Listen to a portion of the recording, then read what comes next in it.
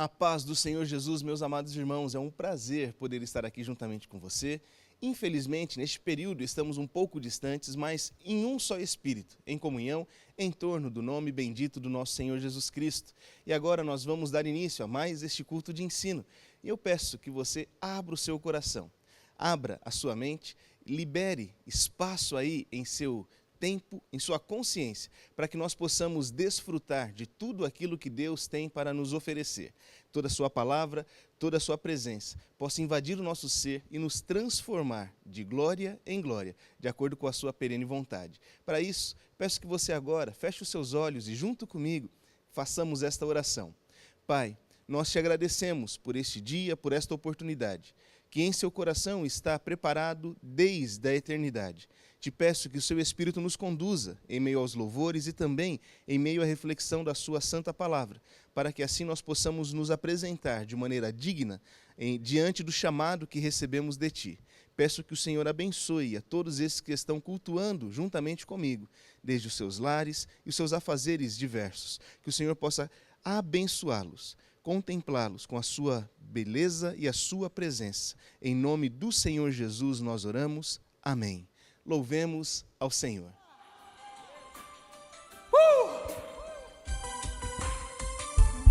Nós te adoramos, Senhor. Nós glorificamos o teu nome.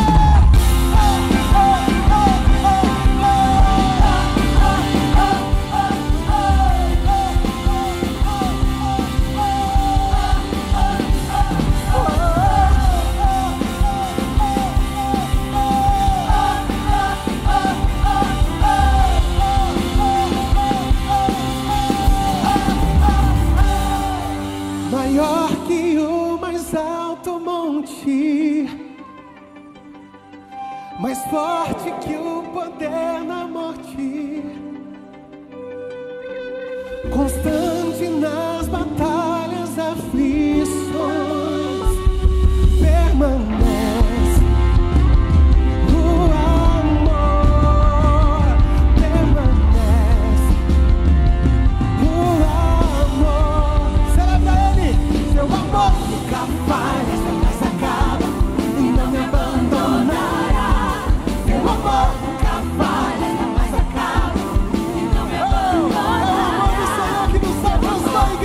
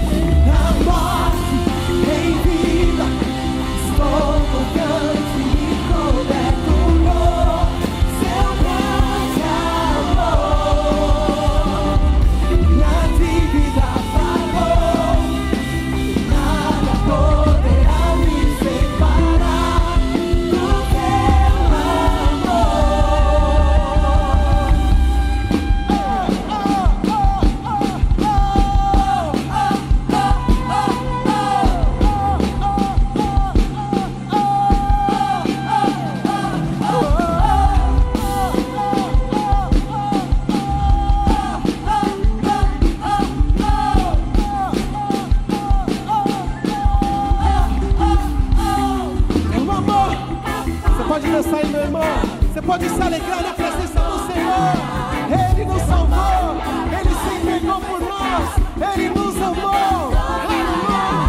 Seu amor nunca falha, jamais acaba, não me abandona.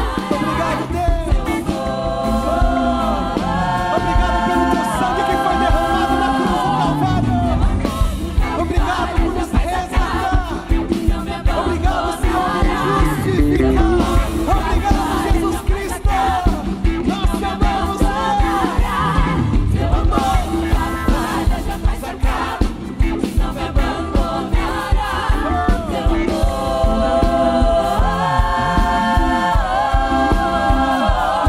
seu amor,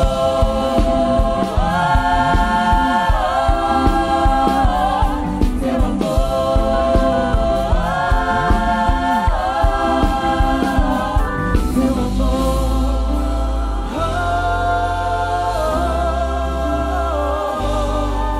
Nada e nem ninguém poderá nos separar desse amor. É o amor do Senhor pela igreja. Aleluia. Aleluia. Aleluia.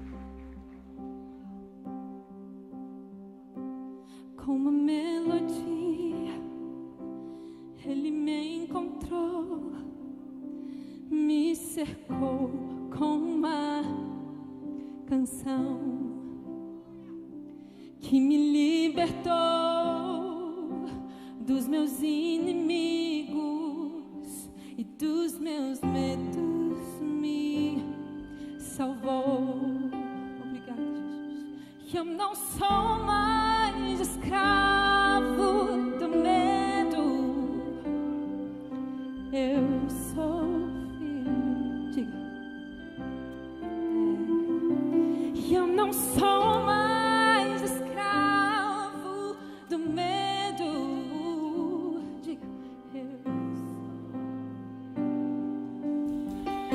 Você é filho de Deus.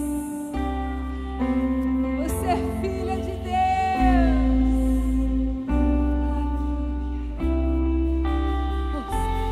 Antes de nascer, escolhido fui, por meu nome me chamou, e de novo nasci em sua família.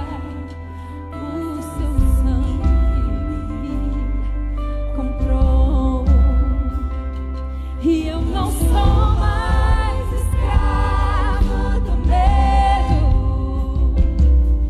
Eu sou filho de Deus. E eu não sou mais escravo do medo. Eu sou filho de Deus. Eu não sou do medo. Eu sou filho de Deus. E eu não sou mais escravo. Não sou, não. Eu sou filho de Deus.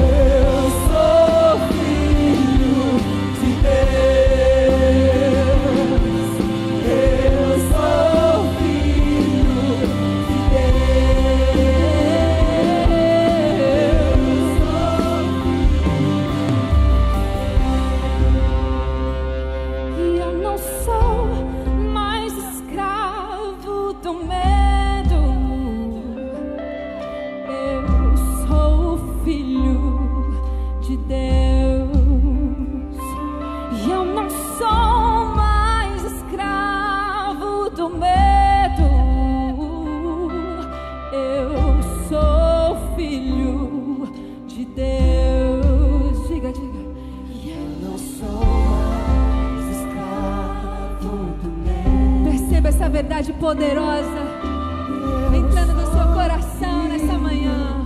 de Deus. E ouça as correntes caindo Não no sou chão. mais escravo do medo. Ouça agora as cadeias caindo ao chão. Eu sou filho de Ei, Deus.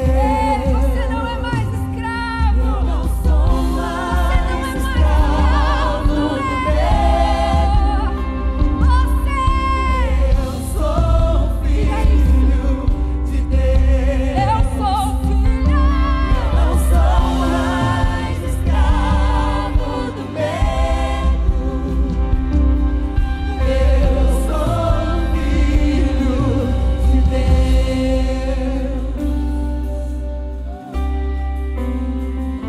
Não há mais medo, não há mais condenação. Não há mais. Você é filho de Deus. Você é amado de Deus. Você é sacerdócio real do Pai.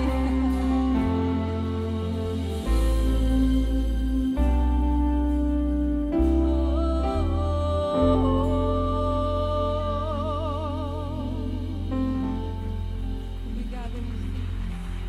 Obrigada, Pai, por nos fazer filhos amados. A paz do Senhor, meus amados irmãos, nós vamos dar continuidade a esta jornada tão abençoada e abençoadora que temos trilhado neste período diante da carta de Tiago, e chegamos ao 3º capítulo, onde nós falamos inicialmente sobre o poder da língua e, em segundo plano, a partir do verso de número 13, nós conversamos e refletimos acerca da sabedoria. E Tiago faz uma distinção bastante oportuna entre as duas fontes, sobre as quais falaremos numa próxima oportunidade. Cabe a nós, neste instante, refletirmos acerca de um desdobramento do pensamento liberal, que é o pensamento progressista. Mas antes, uma pequena palavra introdutória, um preâmbulo para nos ambientar devidamente. Temos discutido ao longo das últimas semanas a relação entre sabedorias listadas por Tiago no capítulo 3. Uma com procedência terrena e outra celestial. Uma projeta o que é mal, enquanto a outra serve para a comunhão e a glorificação do nome do Senhor. Enquanto uma se desenvolve para segregar e distanciar, a outra, a sabedoria que procede de Deus, projeta a inclusão verdadeira, que distingue sem excluir, exorta sem abandonar, ama concreta e verdadeiramente ao promover santidade. A sabedoria real, a sabedoria que procede dos céus, não tem como foco o objeto final de todo o seu apreço, todo o seu desenvolvimento, o indivíduo como ele é ou como deseja ser, mas tem o seu apreço, o seu foco, todo o seu desenvolvimento como o indivíduo aos olhos do Criador. E não há nenhuma possibilidade de distinguirmos a vida entre a santidade exposta pelas Escrituras e a vontade de Deus para a criação. Deus nos criou e nos regenerou para a santidade. Por isso, guarde esta informação em seu coração. A sabedoria serve para a santificação e não para o individualismo, o egocentrismo, uma distância, infelizmente, absolutamente insegura que o ser humano gera entre o Criador e a criação. Este tema, a santificação, é bastante caro ao pensamento cristão por ser absolutamente paradoxal. A realidade acerca da nossa salvação é a santificação, ou seja, somos salvos para uma apresentação digna perante o Senhor. Santificação esta que não é alcançável mediante os esforços, ao passo que, ao mesmo tempo, exige plena cooperação humana na submissão irrestrita ao Espírito que habita em nós. Diante dessa temática, muito se tem debruçado no decorrer da história, e parte do movimento liberal propõe uma anulação de sua necessidade prática, ou apenas uma realocação da santificação, ou seja, a santidade como princípio ético-moral, norteadora das ações pertinentes à cristandade, tem sido abolida ou reposicionada. E o movimento liberal tem, por vezes, anulado a necessidade da santificação como um padrão norteador, ou tem apenas reposicionado, realocado, tirado do eixo e colocado numa posição confortável para que contribua para a vontade humana conviver com o Criador com uma consciência tranquila em meio às suas práticas pecaminosas. Continue acompanhando, por favor.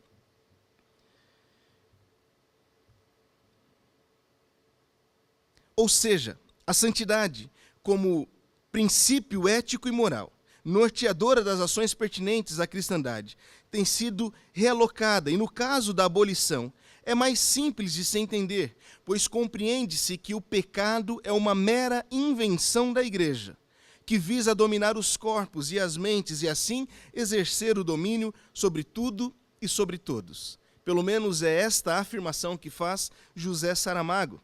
Enquanto isso, o realocamento ou reposicionamento da santidade é visto nas cartas neotestamentárias como uma fraude, uma mentira encantadora e maligna que roubava da igreja primitiva autoridade e poder. Os gnósticos, um grupo herege que perturbou por longos séculos e ainda incomoda profundamente a igreja e sua estrutura, buscava ensinar que era possível relacionar-se intimamente com Deus e manter uma vida promíscua e perversa.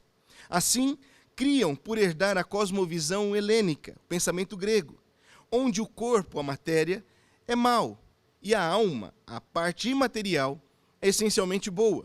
Compreendiam, portanto, que o corpo pode ser distinto da alma, ou seja, aquilo que se faz necessariamente não influi ou não é consequência do que se pensa, do que verdadeiramente se é. Há uma distinção, um descolamento entre as práticas e a santidade. Isto é estarrecedor, mas é infelizmente muito visto em nossos dias. Compreendiam, portanto, que essa distinção, e perceba como João explica e refuta tais ideias. Em sua primeira carta, no capítulo 1, verso de número 6, que diz: se afirmarmos que temos comunhão com ele, mas andamos nas trevas, mentimos e não praticamos a verdade. Para o liberalismo teológico, a moral enquanto santidade aplicada é nula ou realocável. E diante disso, na esteira do liberalismo, nós vemos o progressismo ideológico, que, a meu ver, é um eufemismo semântico, é um alívio textual para aquilo que ficou pesado de sustentar. Para não manter o título de liberais, alguns se tornaram progressistas. Para não assumir a posição contraditória ao evangelho que o liberalismo teológico assume e fomenta no meio da igreja, alguns se tornaram progressistas. Isso é apenas um eufemismo, porque tem as mesmas características, as mesmas proposições e as mesmas aplicações do texto. Na esteira do liberalismo teológico, temos positivismo, iluminismo, racionalismo e também o progressismo. Progressismo é um conjunto de ideias fundamentadas na capacidade humana de resolver a partir do progresso, e o progresso, leia-se, desenvolvimento tecnológico, seus dilemas e dificuldades. A partir de suas conquistas e vitórias, o progressismo pretende abolir tudo o que foi, sob a própria ótica e concepção, obsoleto, antiquado e ultrapassado. A ideia do progressismo, portanto, é olhar para trás e abolir tudo aquilo que for, aos olhos do progressismo, ultrapassado, obsoleto, antiquado. Se olha para o passado e não se aproveita absolutamente nada daquilo que se propõe. Só que nós temos uma grande distinção entre o que propõe a fé, quando Paulo olha para Timóteo e o orienta a lembrar do testemunho de fé de sua mãe e de sua avó. Ou quando Moisés orienta o povo para que os ensinos que hoje recebem sejam transmitidos de geração em geração. Ou quando Paulo fala, mais uma vez, nas cartas pastorais, acerca da preservação do testemunho. E como isso é fundamental para a tradição cristã, para a fé institucional. E como isto é um objeto de abolição, de total abominação para o pensamento progressista.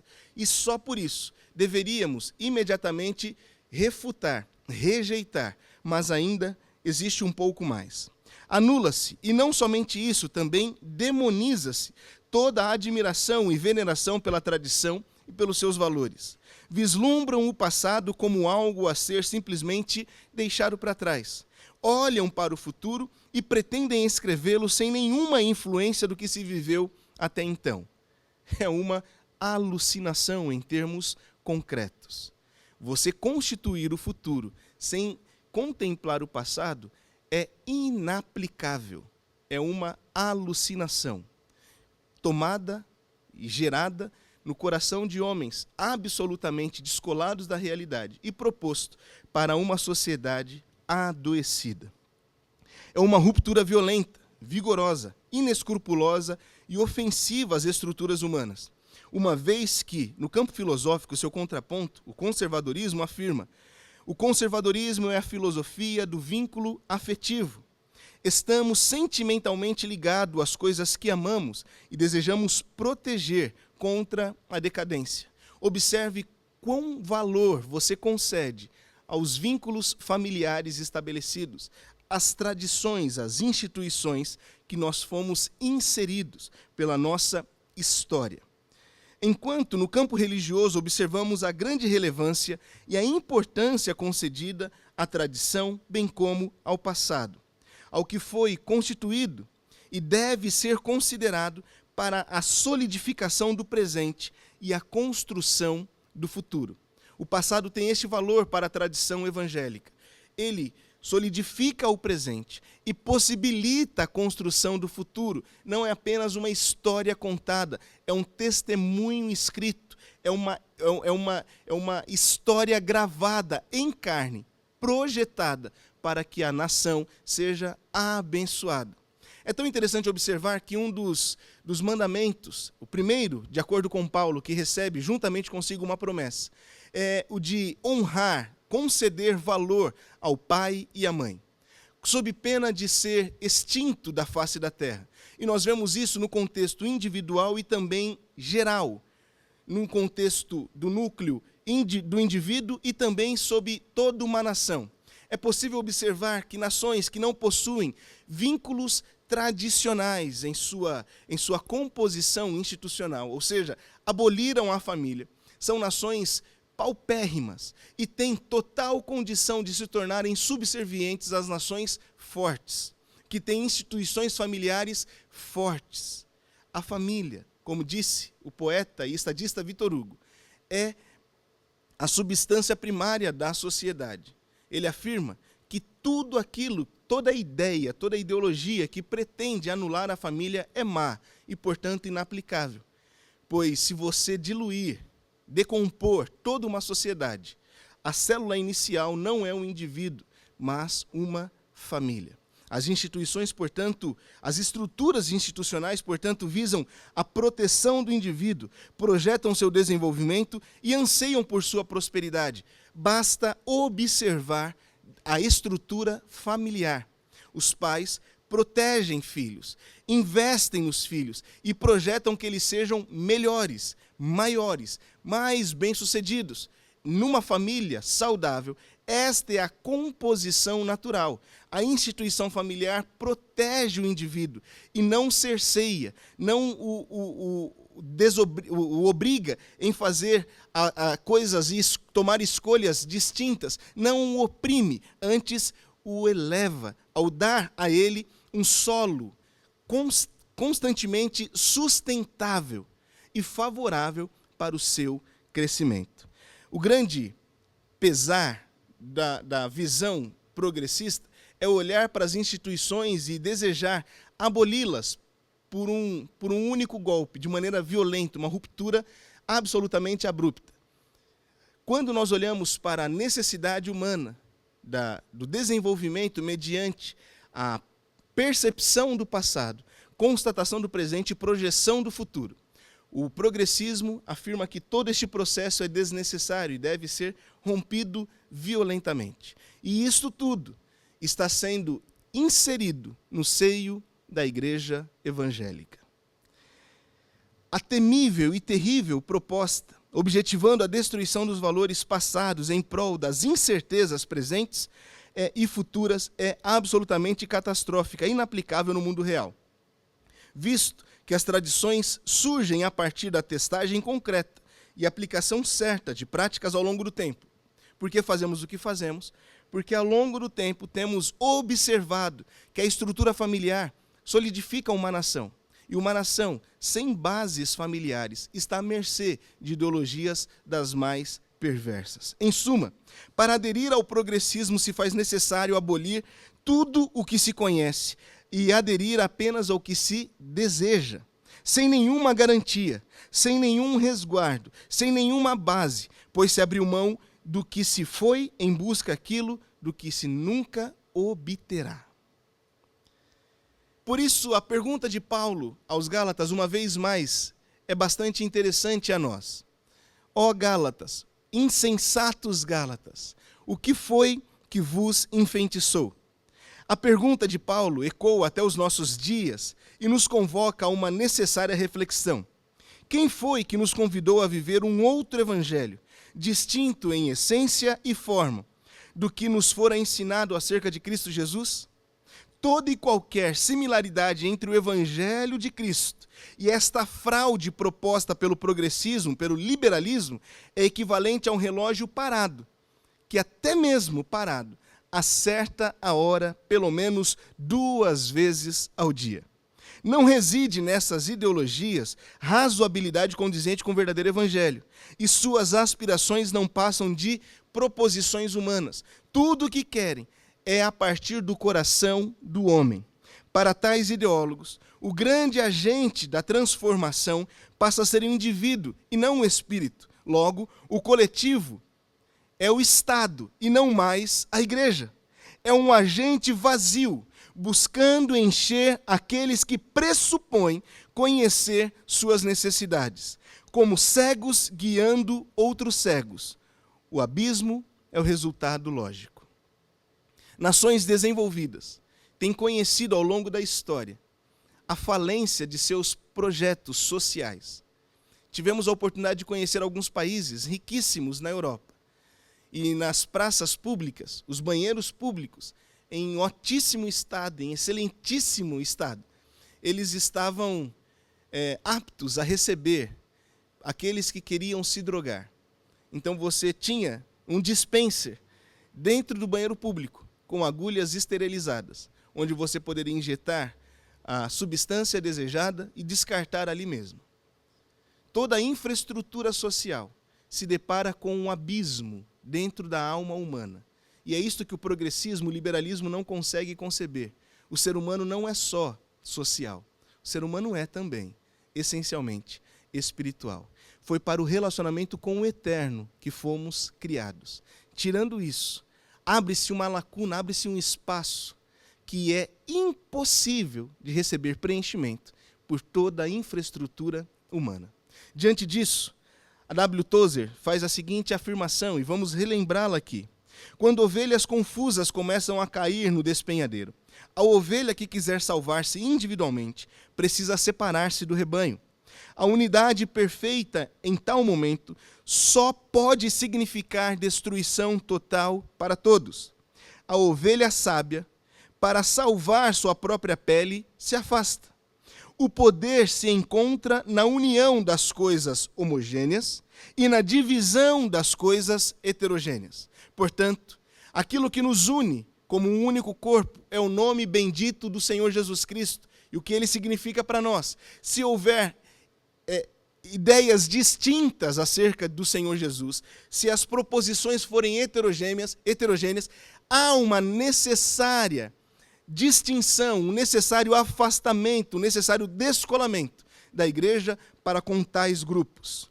O poder, mais uma vez repetindo, se encontra na união das coisas homogêneas e na divisão das coisas heterogêneas. Talvez, disse Tozer, aquilo que precisamos nos círculos religiosos de hoje não seja de mais união, mas uma certa divisão sábia e corajosa. Diante de tais afirmações, os progressistas sugerirão que isto é desamor. Quando a Bíblia nos orienta, então, nos afastarmos daqueles que em 1 Coríntios capítulo 5, verso 9 em diante, dizendo-se cristãos, adotam práticas anticristãs. Eles chamam isso de desamor. Henrique Vieira, um grande expoente do progressismo teológico no Brasil, questiona: por que o amor incomoda? Por que o afeto entre pessoas incomoda? Como discípulo de Jesus, não posso ficar em silêncio diante de tanta violência.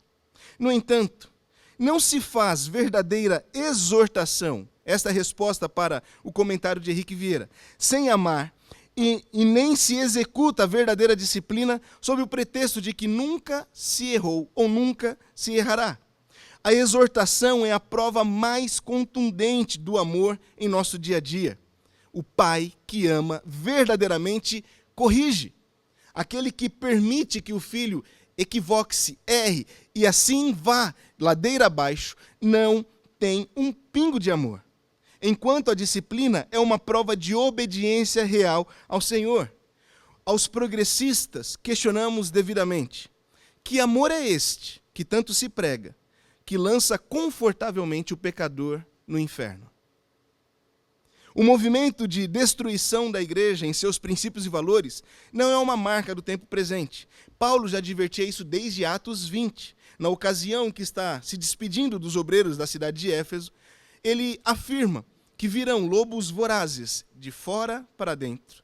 E dentre o grupo que ele se refere, como irmãos que o acompanharam na jornada, que receberam de Paulo o evangelho verdadeiro, dentre este grupo se levantariam, por ganância e prazer próprio, alguns lobos vorazes que atacariam a igreja também de dentro para fora. Acerca desta triste constatação já se disse: a melhor maneira de se destruir o evangelho é produzir um evangelho que não é o evangelho. O nome permanece, mas toda a essência é retirada. Este evangelho progressista não é o poder de Deus para a salvação de todo o que crê. É, antes, a força humana para a transformação das estruturas sociais. É o humanismo no pior sentido da palavra. Antropocentrismo despido de qualquer teocentrismo real.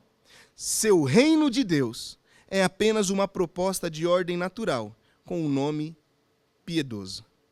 Esse evangelho progressista precisa destruir o evangelho real, pois não pode sobreviver diante dele. Seu relativismo não se sustenta diante dos absolutos do cristianismo.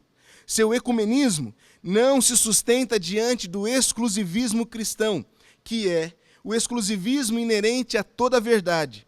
Não pode admitir um único livro inspirado, um único Deus incomparável, um único Senhor, Salvador e Redentor, uma única fé que salva a humanidade. Seu discurso de inclusão total não pode tolerar um Deus que exclui o mal, condena a mentira e pune a perversidade. Sua mensagem não deriva das páginas das Escrituras reveladas, flui da sabedoria e da engenhosidade humana. Seu cristianismo é um pretexto e não contexto. Sob a desculpa de combater o preconceito, defende práticas sexuais ímpias e condenadas por Deus. Usando o eufemismo da saúde reprodutiva, promove o assassinato de seres indefesos nos ventres de suas mães. O discurso da unidade da raça humana é utilizado para igualar os adoradores do Deus vivo aos adoradores de qualquer espírito ou divindade, em um ecumenismo babilético que pretende unir o que deve ser separado. A proteção à mulher vira o fim da feminilidade e da masculinidade. A suposta busca pela solução dos problemas sociais faz calar a voz que fale do problema do pecado e da rebelião humana contra Deus. A existência humana se resume a uma mera existência social. E tudo que se encaixa nessa ótica deve perecer. Tudo que não se encaixa nessa ótica deve perecer. Portanto, discursos discordantes, não importa se sejam bíblicos, devem ser considerados discursos de ódio. Enquanto isso, a igreja é por Deus defendida, como salienta Gresham Macher, que disse: em tempos de crise, Deus sempre salvou a igreja, mas ele a salvou pelos teimosos defensores da verdade e não pelos pacifistas teológicos.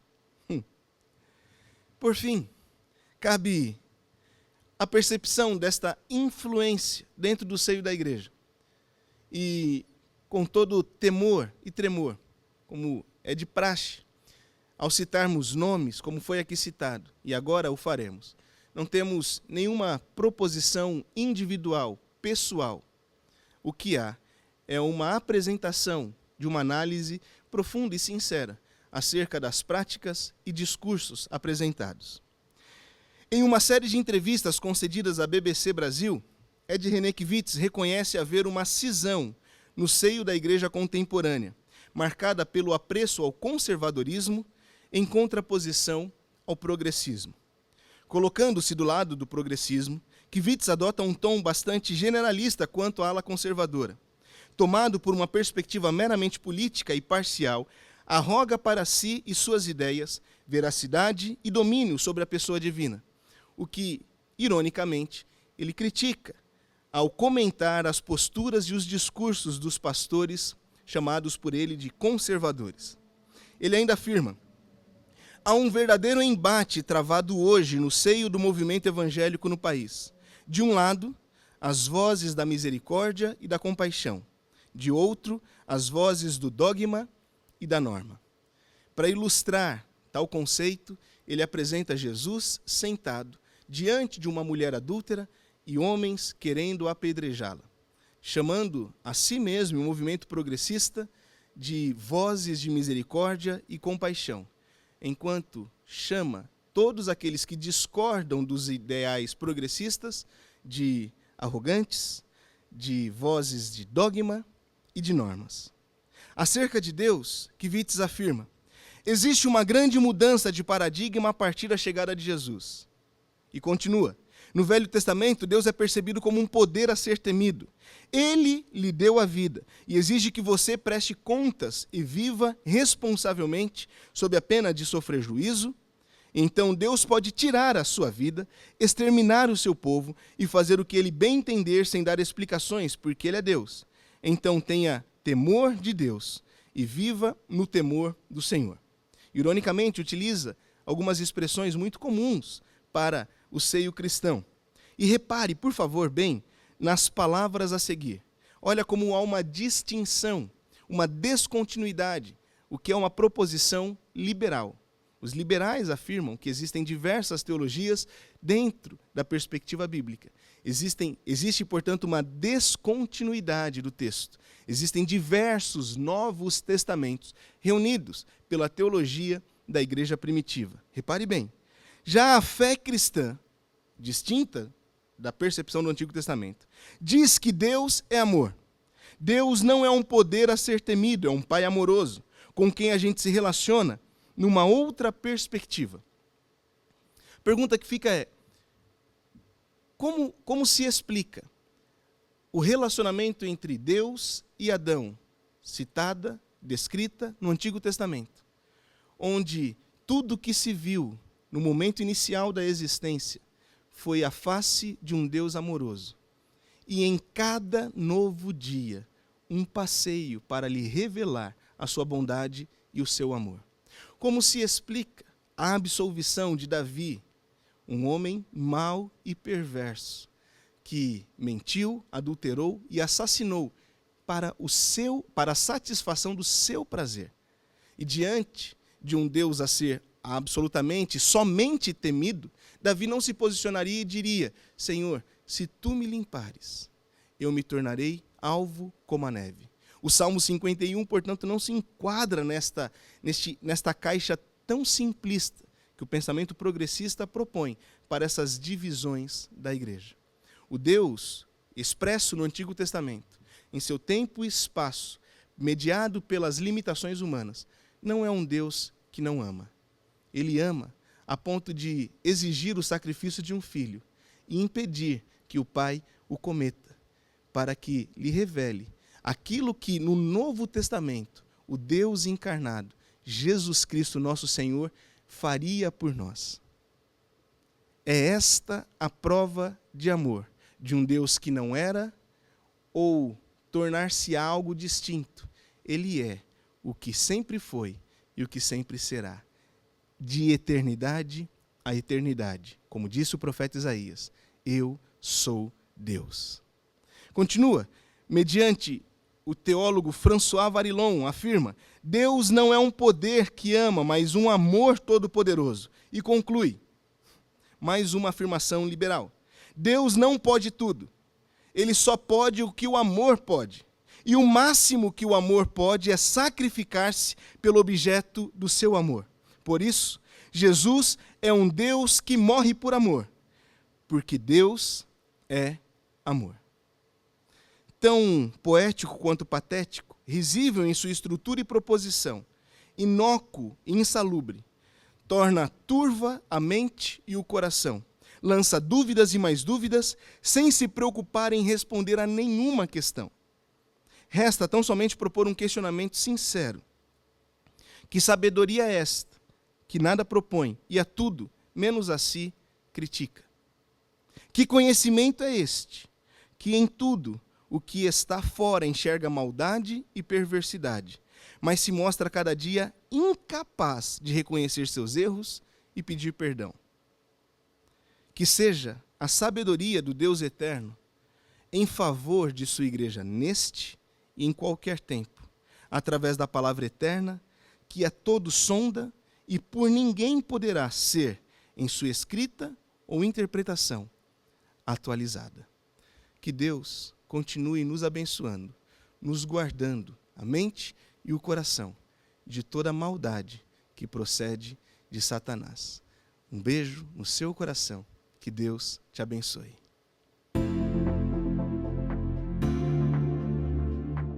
Nós vamos continuar adorando ao nosso Deus, bendizendo seu santo nome através dos nossos dízimos e das nossas ofertas.